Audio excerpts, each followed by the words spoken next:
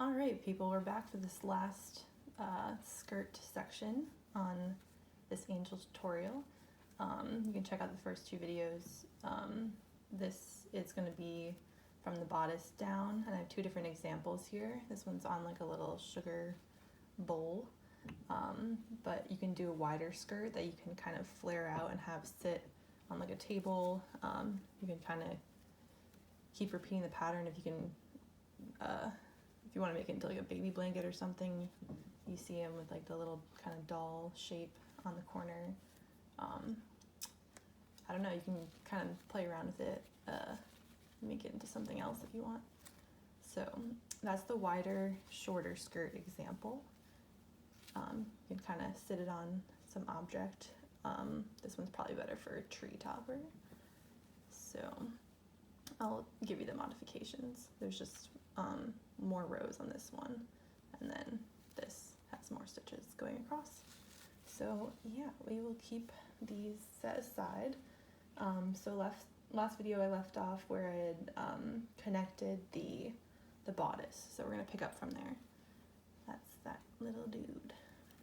All right, so I've already started. What you do is you do a initial chain of 8 stitches, and this is because we're going to be doing quadruple crochets, or I don't know, quintuple crochets. I'm not really sure kind of what the official name is, but what you do is you wrap your yarn around 5 times and you go into the next space, and you really want to be careful for tension on this. So I kind of use my thumb, I inch it up as I go along to kind of pinch that last stitch I just made, and that keeps it pretty taut. So we do 1 chain space to separate each of these quintuplets. I think that's the name for like 5 like twins when they're all born at once. Whatever, you get the point. Yeah, so you can change the length of these. You can do 4, you can do treble crochets instead, depending on the look that you want for this. This is especially good if you want to put like a thicker ribbon. You want to weave it through like the prongs and kind of use it to hold the ribbon in place. I didn't weave it with this one, but I kind of just cinched it around the waist, so it depends on the look you want and how you want it to stay. So like I said, I've already done this round, so we're almost to the end. But the reason why you start out with 8 crochet chains in the beginning is because it's a looser tension just for these longer crochets, even if you are very careful.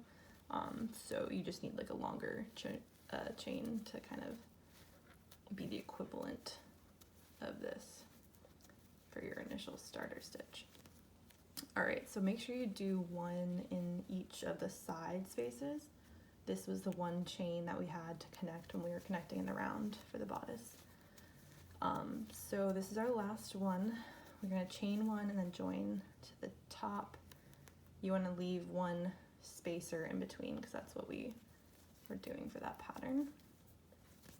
So we have now our skirt, and it looks a little kind of cinched or a little funky, but that's okay because now we're kind of we're going to chain 1, and now we're going to put these single crochets into the spaces, and it kind of stretches them out, and it will relieve this problem of being kind of bubbled.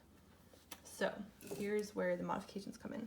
If you want to make a wider skirt, you put 3 single crochets into these spaces, and then if you just want this size a little bit less flared, it's still pretty bubbly, but that's just 2.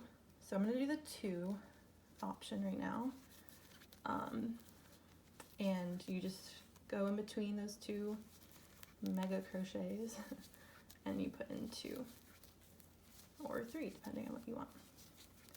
So you just go in the round and then connect with a slip stitch. Okay, so then the round after that, we're going to be doing these little triangular things. So it's a chain 3, a double crochet, and a chain 3. And so those are going to be in every other stitch on the base. So you do the double crochet, you skip a space, it's not a chain, but you just skip a space and you go into that next one after you've chained 3. So you're making these triangles. So that's for both of these patterns. And after that row, we do a row of picots, and then depending on the length, you just kind of do this like netting chain and then anchor, chain, anchor, chain, anchor. So with this, I didn't do that. I just went immediately onto this, the hem, the fringe. And if you've seen my other video for a smaller angel, I've done that pattern before for the bottom, so you can watch that video as well. The written pattern is also going to be in the description below, so you can just look for that too. Although it's nice to have a visual walkthrough, sometimes it's kind of hard to interpret the pattern. And then at the end of this video, I'm going to be doing the tutorial for the head.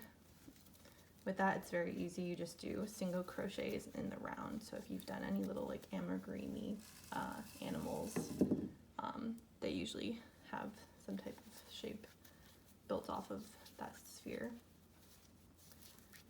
All right, so we're going in the round. This is how it's starting to look, so you can kind of see it's not as bobbled. Those are the cones. So yeah, I would recommend getting this yarn Rexer just because it's such a nice thing to add to projects. It's nice to have it on hand.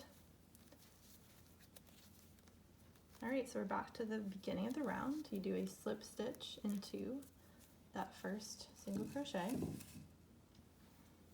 And now we're gonna do our faux starter double crochet. So that pinching part is really part of the process. I'm gonna stand these cones up so they're not making so much noise. Oh, I can't even do it. Need some like pronged, like towel holder or like tissue dispenser or something. Anyway, I digress.